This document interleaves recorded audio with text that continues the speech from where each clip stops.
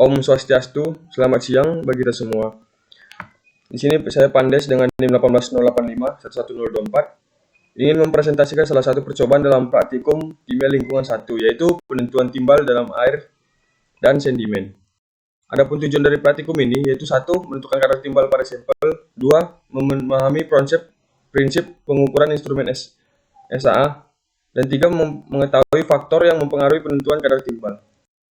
Adapun dasar teorinya yaitu 1. Air merupakan sumber daya yang sangat esensial bagi makhluk hidup, yaitu gunanya untuk memenuhi kebutuhan sehari-hari, kebutuhan pertanian, perikanan, maupun kebutuhan lainnya. Air yang bersifat universal atau menyeluruh dari setiap aspek kehidupan menjadikan sumber daya tersebut berharga, baik dari segi kualitas maupun dari sumber kuantitas. Air juga sumber daya yang dapat diperbaharui, bukan berarti memiliki keterbatasan dari aspek kualitas dan penyebaran dari sisi lokasi dan waktu. Oleh karena itu, keterbatasan sumber daya air tersebut, maka pemampatan sangat dibutuhkan pengelolaan yang cermat agar terjadi keseimbangan antara kebutuhan dan ketersediaan sumber daya air dari waktu ke waktu. Kedua yaitu timbal. Timbal dalam keseharian kita sering dikenal dengan nama pelimbum atau PB.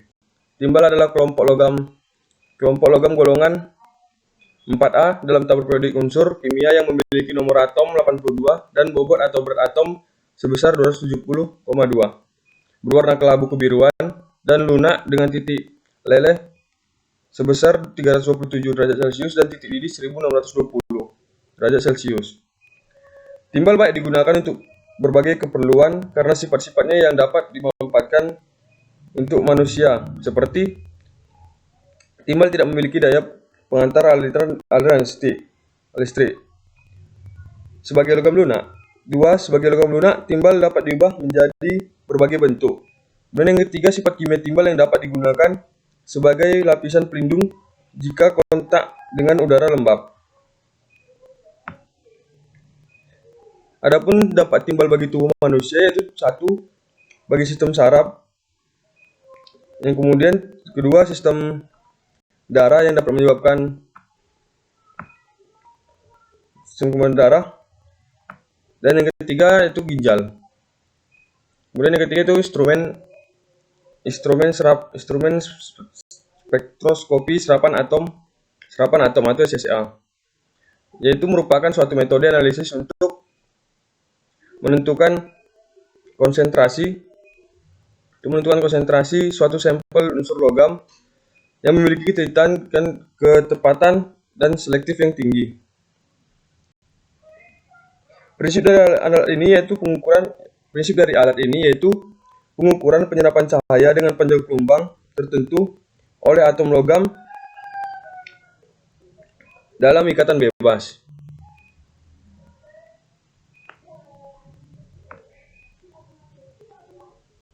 Metode analisis menggunakan SSA ini sangat baik digunakan untuk menganalisis logam berat PB karena dapat mendeteksi kandungan logam PB dalam konsentrasi yang sangat kecil. Materi dan metode praktikum. Adapun alat yang digunakan yaitu yang pertama spektrofotometer serapan atom SSA, kemudian lab ukur, kertas saring, RMR 50 ml, dan pemanas. Kemudian bahan yang digunakan asam nitrat, asam sulfat pekat, air suling, dan sampel. Kerjanya ada dua. Yang pertama itu penentuan PB dalam air. Untuk penentuan PB dalam air yaitu yang pertama dilakukan itu mengambil contoh air sebanyak 20-50 ml, kemudian ditambahkan 5 asam nitrat pekat. Lalu kita buat larutan blanko dengan menggunakan contoh air dengan air suling dan perlakukan sama dengan contoh air tersebut.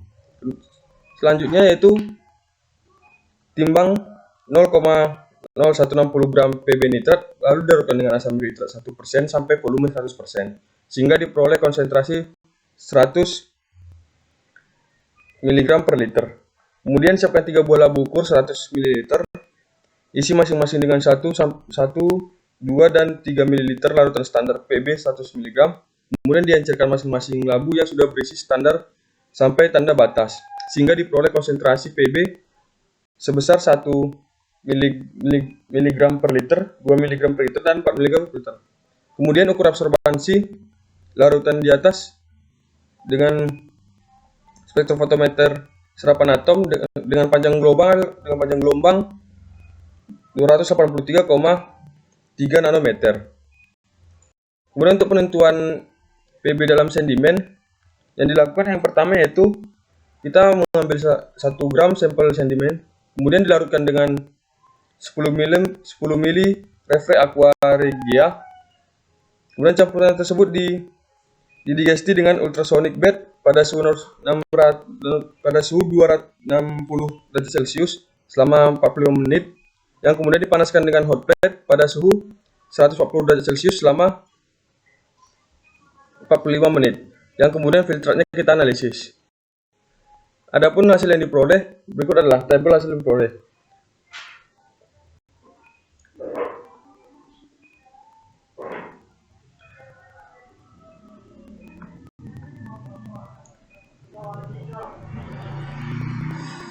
Di mana sampel standar 1 mg memiliki 3 varian observansinya itu 0,21, 0,17, 0,214, dan kemudian untuk standar 2 mg diperoleh observansinya secara berturut-turut yaitu 0,423, 0,435, 0,434. Kemudian untuk standar 4 mg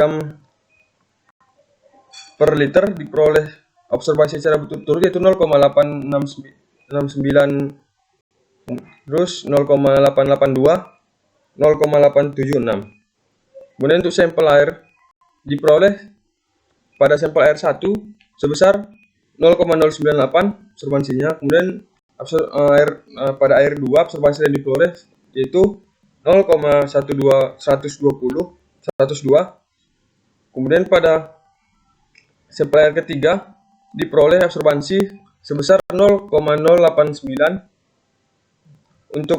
Untuk sampel sedimen 1 diperoleh observansi sebesar 0,581, sedimen 2 0,578, sedimen 3 0,98.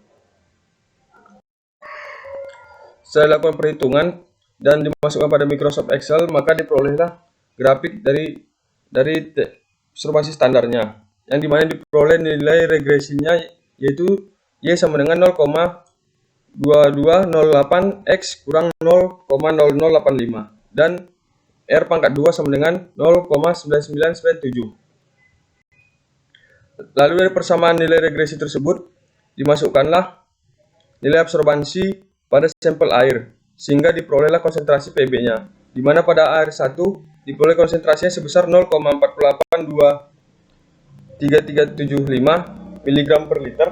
Kemudian pada air kedua diperoleh konsentrasi sebesar 0,5004 mg per liter. Kemudian pada air ketiga diperoleh konsentrasi sebesar 0,4415. Untuk Pb sedimen dalam air, konsentrasi yang diperoleh sedimen pertama yaitu 0,66 mg per liter, kemudian yang sedimen kedua 0,6562 mg per liter, kemudian sedimen ketiga 0,7468 mg per liter. Untuk menentukan Pb sedimen tersebut, maka dilakukan perhitungan dengan rumus yaitu Pb sama dengan konsentrasi kali volume per massa. Maka diperolehlah nilai Pb pada sedimen pertama 133,49 mg per liter. Kemudian sedimen kedua 132,81 mg per liter mg per kilogram. Kemudian sedimen ketiga 139 mg per gram. Yang dimana dari ketiga sedimentasi tersebut diketahui bahwa kandungan Pb-nya sangat tinggi, di mana kisarannya yaitu 100 sampai 400. Mana kisarannya 100 sampai 400.